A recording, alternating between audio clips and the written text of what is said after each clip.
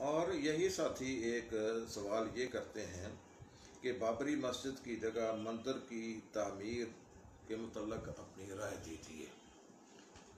یہ بابری مسجد جو ہے یہ ہمارے اسلاف نے تعمیر کی تھی، تو یہ مسجد جب بن جاتی ہے تو پھر وہ قیامت تک کے لیے مسجد ہی رہتی ہے، اور اگر ہندوؤں نے اس کو گرا دیا ہے اور اس پر مندر تعمیر کر لیا ہے اور مسلمان بیچارے کمزور اور نحیف ہیں، تو یہ نہیں ہے کہ ہم اس عمل کو جائز سمجھتے ہیں کہ مسجد کو مسمار کر کے وہاں مندر تعمیر کر دیا جائے، جہاں اللہ اور اللہ کے رسول کے احکامات کو بیان کیا جاتا تھا، اللہ تعالیٰ کے نام کو بلند کیا جاتا تھا۔ آج وہاں ہندوؤں کی عبادات، ہندوؤں کی رسومات کو ادا کیا جائے۔ ہم تو یہ نہیں کہتے ہیں کہ ایسا کام ہو۔ بہرحال یہ کام جو ہوا ہے وہ مسلمانوں کی کمزوری کا نتیجہ ہے۔ کاش کہ مسلمان اکٹھے ہوں اور یہ اتفاق کرے اور ان کی مساجد میں اس طرح کے جو زبردستی کام کیے جاتے ہیں، شرع تو اس کی اجازت نہیں دیتی ہے۔ مسجد مسجد ہی ہے، خواہ وہ جس حالت میں بھی ہو۔ اس کو گرا کر مندر میں تبدیل کرنا، گرجے گھر میں تبدیل کرنا یا اسی طرح گردوارہ بنا دینا، یہ شریعت میں تو جائز نہیں ہے۔ طارق محمود سوال کرتے ہیں کہ 3 تولے سونے پر کتنی زکوٰۃ بنتی ہے؟ زکوٰۃ کا نصاب طے شدہ ہے۔ اس وقت 2 چیزیں تھیں جو نقدی، جو کرنسی کے طور پر چلتی تھی نا، ایک سونا اور ایک چاندی۔ تو چاندی کا نصاب جو ہے وہ 7.5 تولہ ہے، اور چاندی کا نصاب 52.5 تولے ہیں، اور سونے کا نصاب جو ہے وہ 7.5 تولے ہے۔ 7.5 تولے سے کم میں زکوٰۃ نہیں ہے، 52.5 تولے سے کم چاندی میں زکوٰۃ نہیں ہے۔ اگر کوئی انسان اپنی طرف سے دینا چاہے تو وہ دے سکتا ہے، لیکن شرع نے اس سے جو مطالبہ کیا ہے زکوٰۃ کا، وہ 7.5 تولے سونا یا 52.5 تولے چاندی، اس سے کم میں زکوٰۃ نہیں ہے۔ تو 3 تولے اگر کسی پاس سونا ہے تو اس میں زکوٰۃ نہیں ہے۔ اگر وہ اپنی مرضی سے زکوٰۃ دینا چاہے تو وہ الگ ہے۔ ہاں، اگر 3 تولے چاندی کی مقدار، 3 تولے سونے کے اس کے پاس پیسے ہیں، جسے وہ پیسے سے چاندی وہ سونا خریدا جا سکے، تو نقدی میں وہ زکوٰۃ پڑے گی، تو نقدی میں زکوٰۃ دینا ہوگی۔ اگر وہ سونا ہے تو سونے میں وہ زکوٰۃ نہیں پڑے گی۔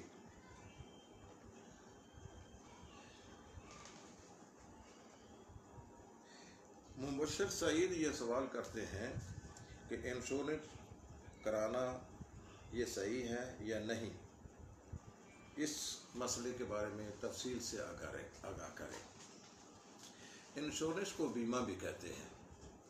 یہ سن 14 عیسوی میں اٹلی میں تاجروں کا سامان سے لدا ہوا جہاز غرق ہو گیا تھا، جس سے وہ کافی مالی طور پر کمزور ہوئے، وہ اپنے پاؤں پہ نہیں اٹھ سکتے تھے۔ تو چند ایک تاجروں نے تھوڑے تھوڑے پیسے جمع کر کے ان کو اپنے پاؤں پہ کھڑا کیا، اپنے قدموں پہ کھڑا کیا۔ پھر انہوں نے بیٹھ کر یہ طے کیا کہ ہم جتنے بھی تاجر ہیں، ہم ماہانہ یا سالانہ اتنے پیسے جمع کریں گے تاکہ اس طرح کے حادثہ کی صورت میں انہیں اپنے پاؤں پر کھڑا کیا جائے۔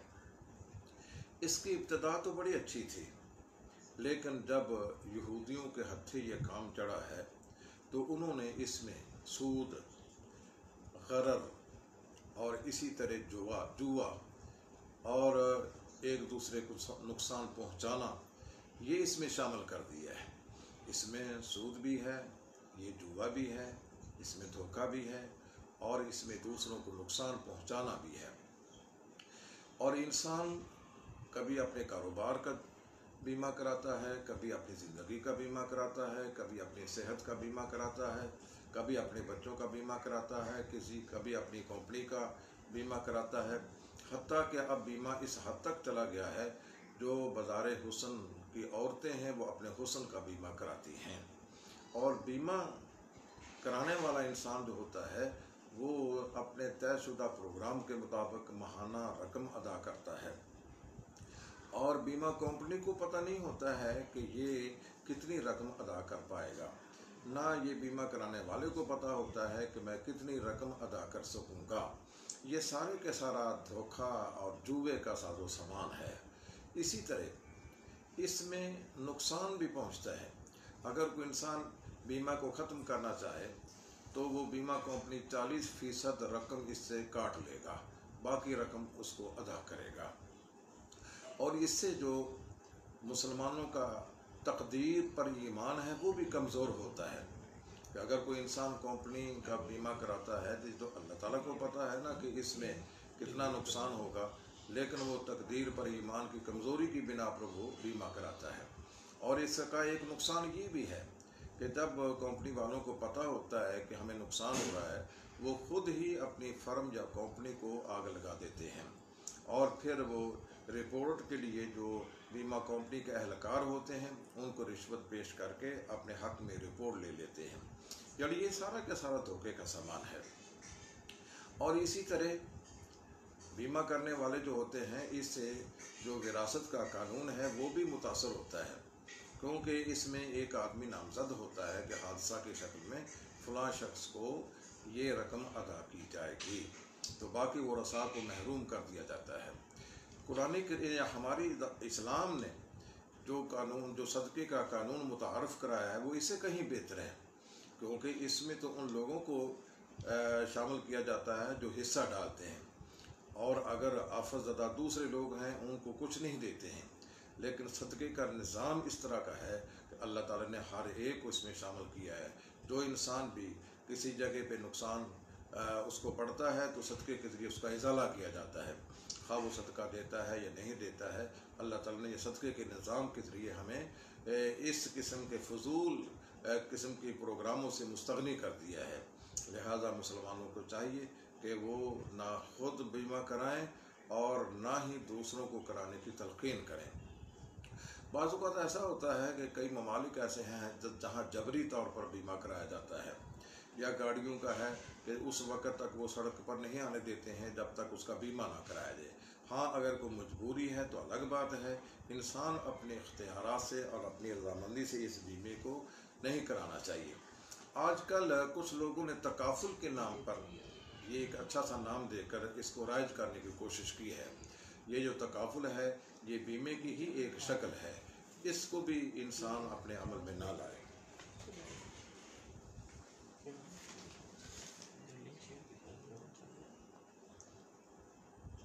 ایک خاتون کا سوال ہے کہ میری شادی کو 5 سال ہو گئے ہیں لیکن اولاد نہیں ہے۔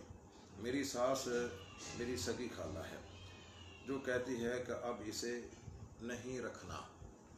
یہ اولاد کا دینا یہ میرے اللہ کا کام ہے۔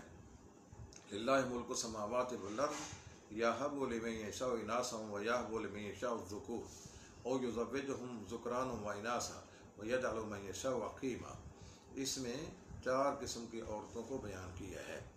ایک وہ ہے کہ جن کو بیٹے اور بیٹیاں اللہ عطا فرماتا ہے، اور ایک وہ ہے جس کو اللہ بیٹے ہی دیتا ہے، اور تیسری وہ ہے جن کو بیٹیاں دیتا ہے، اور چوتھی وہ ہے جن کو کچھ بھی نہیں ملتا ہے۔ یہ اللہ کا نظام ہے۔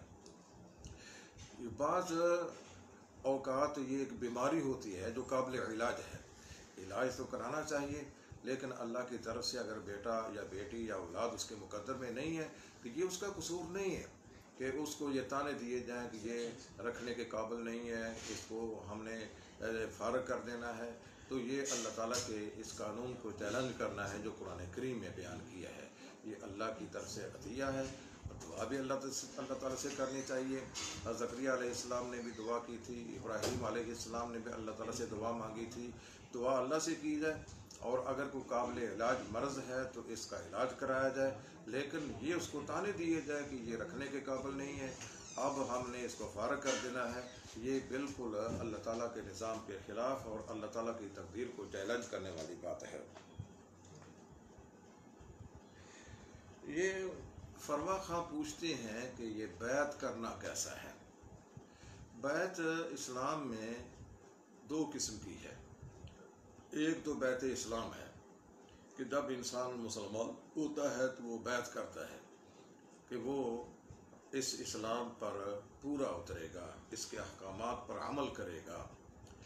یہ اللہ کے رسول عورتوں سے مردوں سے بیعت لیتے تھے، لا یشرکن باللہ شیئا ولا یسرقن ولا یزنین، یہ سورہ الممتحنہ کے آخر میں اس کو بیان کیا گیا ہے۔ یہ بیعت اسلام اسے کہتے ہیں، تو اس کا تو جواز ہے۔ اگر کوئی مسلمان ہو اس کو واعظ و نصیحت کرنا اور اس کو بیعت کے ذریعے اسلام پر کاربند رہنے کی تلقین کرنا، یہ اسلام کا تقاضا ہے۔ ایک ہے بیعت جہاد، اور بیعت جہاد یہ ہے کہ جب مسلمان کافروں سے لڑنے کے لیے جائیں تو اس وقت اس فوج کا جو سربراہ یا کمانڈر ہے وہ اپنے فوجی نوجوانوں سے یہ بیعت لے گا کہ تم میدان چھوڑ کر نہیں جاؤ گے، میدان سے نہیں بھاگو گے۔ تو اس وقت یہ بیعت لینا کہ اسلام کی سربلندی کے لیے ہم نے اپنی جان کو اور مال کو قربان کرنا ہے، تو یہ بیعت بھی محمود ہے اور اللہ تعالیٰ کو مطلوب ہے۔ ایک ہے بیعت تصوف، یہ ہماری پیری مریدی کے ہاں یہ چلتی ہے۔ یہ جو چشتی، قادری، سہروردی، یہ جو مختلف سلسلے ہیں یہ بیعت لیتے ہیں، اور بیعت تصوف کا اسلام میں کوئی تصور نہیں ہے۔ تو یہ بیعت اسلام، بیعت جہاد یہ تو ہے، لیکن بیعت تصوف جو ہے یہ اس کا وجود نہیں ہے۔ تو ہمیں چاہیے کہ اسلام کی کاربندی کا، اسلام پر کاربند رہنے کا معاہدہ کریں۔ اگر اللہ جہاد کا موقع دے تو اسلامی سرحدوں پر مضبوطی سے ڈٹے رہیں اور اپنی پیٹھ نہ پھیریں، اور اسلام کی سربلندی کے لیے ہم جمے رہیں، یہ بیعت جہاد ہے۔ اس کے علاوہ اسلام کے اندر کسی قسم کی بیعت نہیں ہے۔ ایک خاتون سوال کرتی ہیں کہ نکاح کے موقع پر مجھے سونا دیا گیا تھا، لیکن اب میرے سسرال کی طرف سے وہ سونا واپس لینے کے لیے دباؤ ڈالا جا رہا ہے۔ میں نہیں دینا چاہتی ہوں، میں ایک اچھی ازدواجی زندگی گزار رہی ہوں، تو انکار پر مشکلات کا سامنا کرنا پڑ سکتا ہے، تو میں کیا کروں؟ شوہر اس معاملے میں اپنے والدین کی نہ مانے یا کیا کریں؟ شادی کے موقع پر دو قسم کی چیزیں ہوتی ہیں جو عورت کو دی جاتی ہیں۔ ایک حق مہر ہے، یہ حق مہر اس کے اپنی ملکیت ہوتا ہے، اور ایک عورت کو تحفے تحائف ملتے ہیں، اور تحفے تحائف بھی اپنی ملکیت ہوتے ہیں۔ جب انسان اس قسم کی چیزیں لے لیتا ہے، اس پر قبضہ اس کا ہو جاتا ہے، پھر اس کو دباؤ ڈال کر واپس لینا شرعاً جائز نہیں ہے۔ تو اس سے سسرال والوں کا یہ مطالبہ کرنا اس پہ واپسی کا یا دباؤ ڈالنا، تو یہ تو ناجائز ہے۔ شوہر کو بھی چاہیے کہ وہ اس میں اپنا کردار ادا کرے، کہ وہ اپنے والدین کو سمجھائے کہ جو ہم دے چکے ہیں۔ حدیث میں اس کی بہت بری مثال آئی ہے کہ گفٹ، تحفہ، ہدیہ دے کر واپس لینے والا انسان، اس کی مثال ایسے ہے جیسے کتا کہہ کر کے چاٹتا ہے۔ تو اس طرح چیز دے کر واپس لینے کا مطالبہ کرنا اور اس کے لیے گھٹیا قسم کے ہتھ کنڈے استعمال کرنا، اس پر پریشر یا دباؤ ڈالنا، یہ شرعاً جائز نہیں ہے۔ اور خاوند کو چاہیے کہ وہ اس سلسلہ میں اپنے والدین کو سمجھائے کہ جو ہم اس کو دے چکے ہیں اور اس میں ہمیں اب کوئی اختیار نہیں ہے۔ تو اگر کوئی بیوی کو عورت اپنے گھر کو بچانے کے لیے یہ قربانی دے دے تو یہ اس کے لیے بہتر ہے، بجائے اس کے کہ وہ اپنی جگہ پہ ضد کرے یا اڑی رہے، اس کا گھر تباہ ہو جائے۔ گھر کا بچانا انتہائی ضروری ہے۔ یہ دنیا کی چیزیں تو آنے جانے والی ہیں۔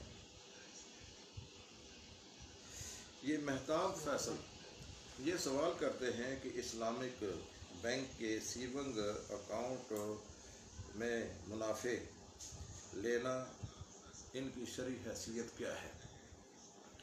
بینک کے اندر جو اکاؤنٹ کھولے جاتے ہیں وہ دو قسم کے ہیں، ایک سیونگ اکاؤنٹ ہے اور ایک کرنٹ اکاؤنٹ ہے۔ سیونگ اکاؤنٹ میں جو پیسے رکھے جاتے ہیں وہ مختلف شرح کے اعتبار سے اس کو سود دیا جاتا ہے، اور کسی کو 10%، کسی کو 15%، یہ اس کو سود جمع ہوتا رہتا ہے۔ یہ سود حرام ہے، اور اللہ تعالیٰ نے فرمایا فَإِن لَّمْ تَفْعَلُوا فَأْذَنُوا بِحَرْبٍ مِّنَ اللَّهِ وَرَسُولِهِ، اگر تم اس سے باز نہیں آؤ گے تو تمہیں اللہ اور اللہ کے رسول سے جنگ کرنے کے لیے تیار ہو جانا چاہیے۔ یہ کسی صورت میں وہ جس کو منافع کا نام دیا جا رہا ہے، تو منافع نہیں ہے، وہ سود ہے، اور سود کو لینا حرام ہے، اور مسلمان کے لیے بہت بڑی قباحت ہے کہ وہ اس سود لے یا سودی کاروبار کرے۔ تو یہ سود لینا دینا شرعاً حرام ہے۔ صرف لینا دینا ہی نہیں، اس کے کھاتے تیار کرنا، اس کے لیے گواہی دینا، اور یہ ساری کی سارے کلہم فی الاسم سوا، یہ سارے کے سارے لوگ گناہ میں برابر ہیں۔ یہ اسلامی بینک ہی نہیں، کسی قسم سے کے بینک سے یہ منافع لانا جس کو ہم سود کہتے ہیں، یہ شرعاً ناجائز ہے۔ اور اسی طرح جو کرنٹ کھاتا ہے اس میں اگرچہ کچھ نہیں ملتا ہے، تاہم ہماری رقم کو وہ سودی کاروبار کے لیے استعمال کرتے ہیں، لیکن یہ ہماری مجبوری ہے کہ ہم پیسے کو گھر میں نہیں رکھ سکتے ہیں، گھر میں چوری چکاری اور ڈاکہ کا خطرہ رہتا ہے، اس لیے ہم کرنٹ کھاتے میں اس کو جمع کر دیتے ہیں، لیکن ہمارے پیسے کو خرچ کیا جاتا ہے، تو اس خرچ کرنے میں ان کے ساتھ ہم تعاون بھی کرتے ہیں، جبکہ اللہ کا فرمان یہ ہے تعاونوا علی البر والتقوی ولا تعاونوا علی الاثم والعدوان، تم نیکی اور بھلے کاموں میں ایک دوسرے کا تعاون کرو، گناہ اور برے کاموں میں کسی کا تعاون نہ کرو۔ یہ برے کاموں میں تعاون کرنا ہے، انسان حتی الوسع کوشش کرے کہ وہ ان کے ساتھ تعاون سے اپنے آپ کو بچائے۔ بہرحال یہ جو بینک ہیں، خواہ اسلامی بینک ہو یا دوسرا بینک ہو، اس سیونگ کھاتے سے منافع لینا جس کو وہ منافع کہتے ہیں، وہ حقیقت میں منافع نہیں ہے بلکہ وہ سود ہے، یہ شرعاً ایسا لینا جائز نہیں ہے۔ تو اللہ تبارک و تعالی ہمیں عمل کی توفیق عطا فرمائے۔ السلام علیکم ورحمۃ اللہ وبرکاتہ۔ دو سوال بس۔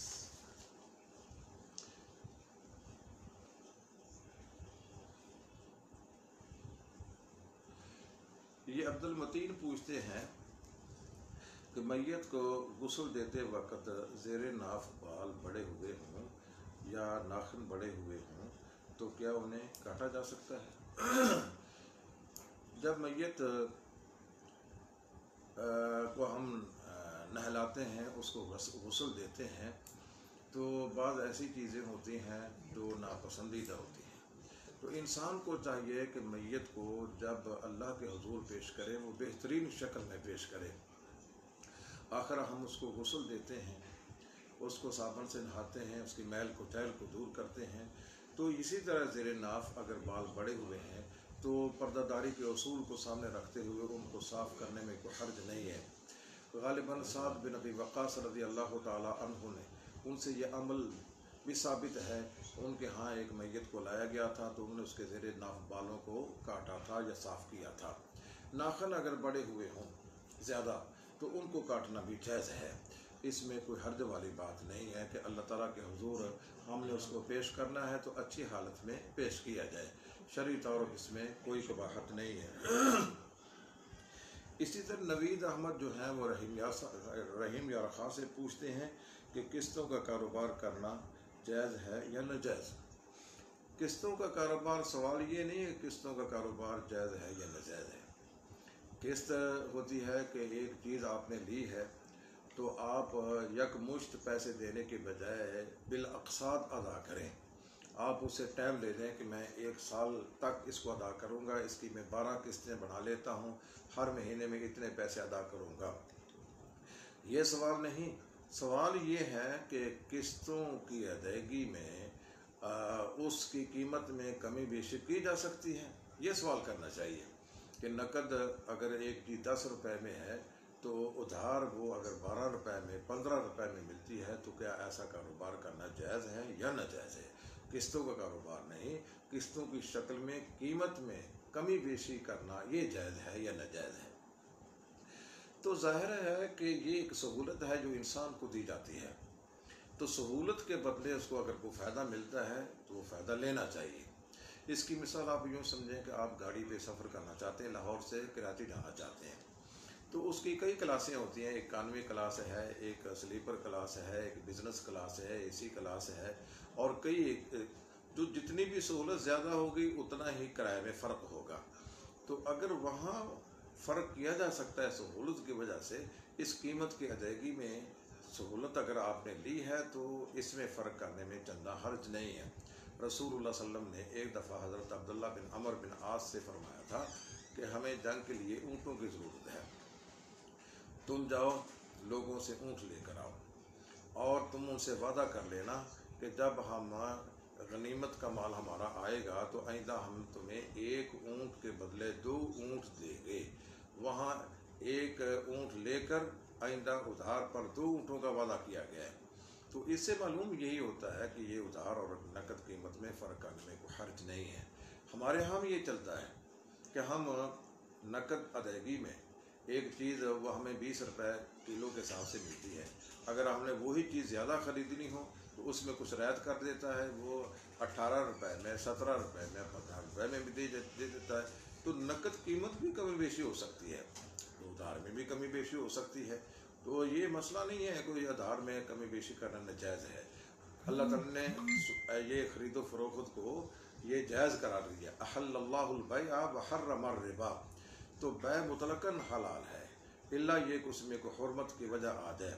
وہ فقہ کی کتابوں میں جو حرام بیوع ہیں وہ تفصیل سے بیان کی گئی ہیں، لہٰذا تقریباً اس پر اتفاق ہے کہ یہ قسطوں کی شکل میں، ادھار کی شکل میں قیمت میں کمی بیشی کرنا اس میں کوئی حرج نہیں ہے، لیکن اس میں شرط یہ ہے کہ اس جب قسط کی ادائیگی نہ کر پائے نا کوئی بیچارہ، تو نہ تو بھاؤ کو بڑھایا جائے نہ اس کی سابقہ کسی قسط کو ضبط کیا جائے۔ اگر یہ شرط ہے تو پھر قسطوں کے کاروبار میں اور اس قیمت کی کمی بیشی میں شرعاً کوئی وجہ نہیں ہے کہ ہم کہیں یہ ناجائز ہے۔ تو اللہ تبارک و تعالیٰ سے دعا ہے کہ اللہ ہمیں شریعت کے مطابق چلنے کی توفیق عطا فرمائے۔ والسلام علیکم ورحمۃ اللہ وبرکاتہ۔